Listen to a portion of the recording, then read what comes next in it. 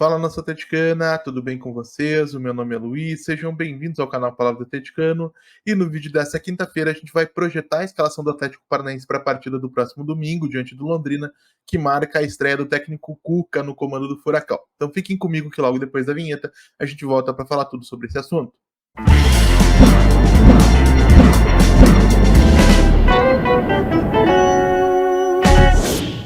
Então vamos lá para o assunto do vídeo de hoje, gente. Um vídeo que deve entrar um pouquinho mais tarde, peço desculpas para vocês.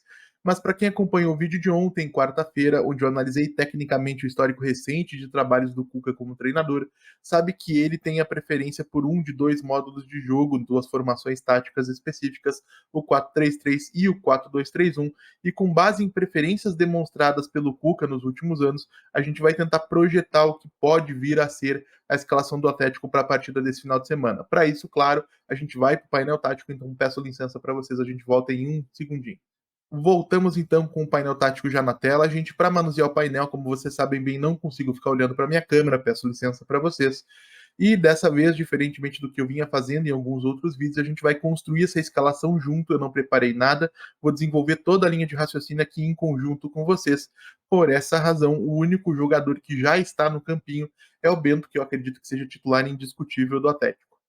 Então vamos lá, começando então com a lateral direita. Eu acredito que a preferência de grande parte da torcida seja pela escalação do Leonardo Godoy nessa posição, né?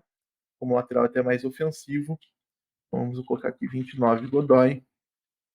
O Thiago Heleno a gente já sabe que sente dores nas costas e no quadril, está descartado para a partida desse final de semana, então o general não deve ser titular, embora eu saiba que parte da torcida já nem queira isso, mas ele não é uma alternativa. Diante disso, a gente tem duas opções possíveis. A primeira seria a utilização do Pedro Henrique, que é um jogador mais experiente, talvez o Cuca opte por esse fator, e outra opção bastante interessante seria a possibilidade de contar com o próprio Kaique Rocha, que tem feito um início de temporada muito bom pelo Atlético. Então essas são as duas opções aí para o lado direito da defesa. Mais para frente eu vou falar o que eu faria, mas a princípio a gente vai tentar identificar quais são as tendências. No lado esquerdo da defesa, acho que não tem muito mistério. A gente pode ter Matheus Gamarra não, vou colocar só Gamarra, com o número 15. E lá na lateral esquerda, gente, aí são duas alternativas, tá? A primeira seria a escalação do Vinícius Cauê, que é o único lateral de ofício disponível no elenco. O Fernando segue em recuperação de questões físicas, o mesmo caso também do Lucas Esquivel, que sofre com uma pubalgia, não devem estar à disposição para esse final de semana, embora o Fernando está em reta final de recuperação e pode voltar a surgir em breve, né? A expectativa era que ele voltasse para abril, mas parece que existe a possibilidade dessa volta ser antecipada. Na base do meio de campo, gente, de duas, uma. Ou o Cuca vai com o Eric, né, que é um jogador mais experiente, com uma passagem mais significativa pelo Atlético, mas o que eu acredito que ele deveria fazer, considerando o desempenho recente do Eric, é a utilização do Filipinho na base do meio de campo, que inclusive é como ele atuava lá na Ponte Preta, de onde ele foi contratado pelo Furacão. Eu acredito num Fernandinho com um pouco mais de liberdade, sendo sustentado pela presença desse volante mais defensivo. Então a gente vai ter aqui o Fernandinho um pouco mais avançado. A gente vai colocar uma equipe só, então dá para espaçar bem os jogadores. Então, Eric ou Filipinho, na minha preferência, Filipinho com Fernandinho. E aí a gente tem um primeiro grande mistério, tá? Se a gente for falar em 4-3-3, com o meio de campo mais em formato de tripé, vamos dizer assim, a tendência natural é que a gente tenha um jogador como o Christian, por exemplo. 10 não, 88, Christian. Formando esse meio de campo. Em outra possibilidade, se a gente for num 4-2-3-1, nós podemos ter o Bruno Zapelli. Eu acredito que nesse momento o Zapelli seja uma escolha mais natural, tá? Então eu vou colocar o Christian aqui do lado de fora, mas sem deixar de considerar ele como uma possibilidade viável para essa partida. Pelos lados do campo, eu acredito muito que pela direita a gente pode ter um Agustin Canóbio repetindo o papel que fazia, por exemplo, o Matias Zarate no Atlético Mineiro. Um jogador de muita dinâmica, que buscava o lado de dentro do jogo, do lado de dentro do campo, para se associar com jogadores de qualidade, no caso aí Fernandinho e Zapelli, e que pode oferecer muita dinâmica, muita intensidade, muita movimentação. Eu acredito que o Canóbio pode ganhar muito em qualidade nas suas participações com a chegada do Cuca, principalmente porque, para quem acompanhou o Agustin Canóbio no Peñarol, especialmente naquele Peñarol de Facundo Torres e Agustin Álvaro Martínez, sabe que o Canóbio era um jogador que não era o mais brilhante dos três, longe disso, o mais talentoso provavelmente se fosse o Facundo Torres, mas o Canóbio era um jogador de mais qualidade técnica do que ele vem apresentando nessa passagem pelo Atlético, onde muita gente critica a execução de alguns gestos técnicos por parte do Uruguai.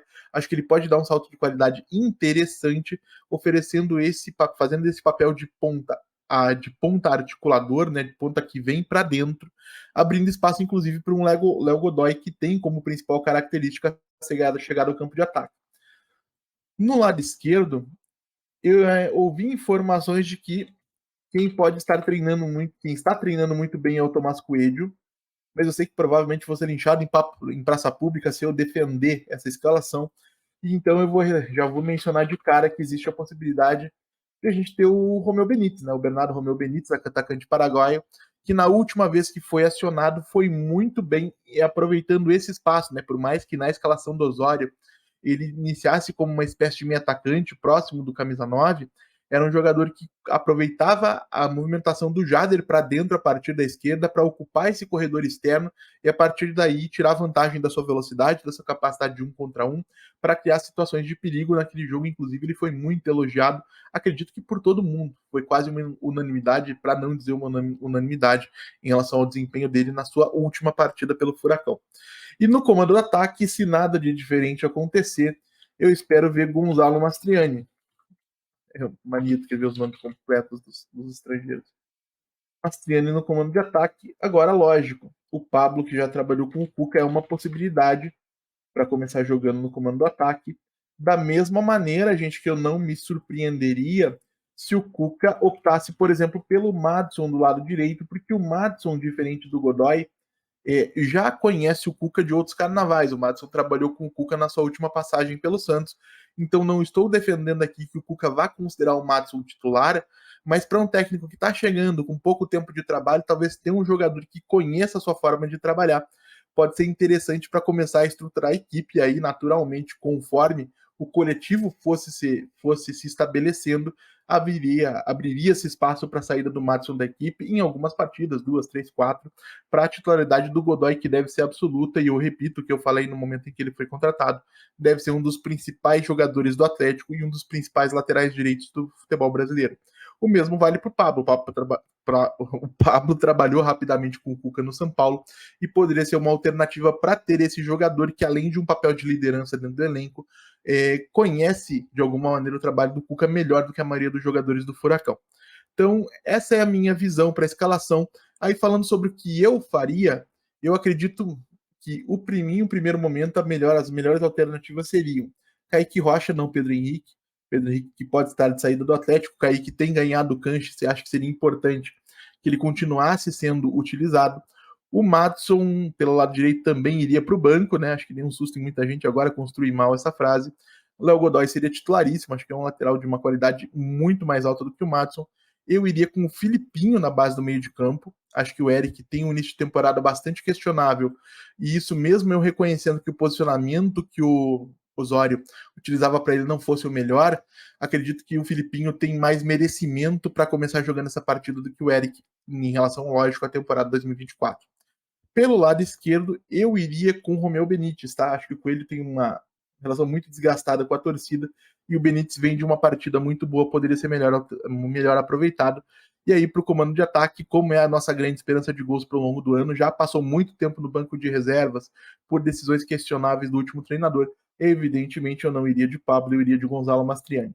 Então, nesse vídeo, gente, nós tivemos projetada possibilidades considerando o histórico do Cuca, de como a equipe vai ser montada ou poderia ser montada. E eu deixei claro também como eu montaria o Atlético para a partida desse final de semana. Mas gostaria de saber também, claro, a opinião de vocês. Então deixem aí nos comentários como vocês escalariam o Furacão para essa partida diante do Londrina. Como eu sempre digo aqui, eu leio todos os comentários e respondo todos. E agora eu vou encerrar aqui o painel tático e já volto para fazer o encerramento do vídeo. Então é isso, gente. Se você chegou até aqui, eu vou pedir que você deixe seu like, se inscreva no canal, compartilhe o conteúdo em redes sociais. A gente volta a falar de Atlético Paranaense amanhã aqui no canal Palavra do Atleticano.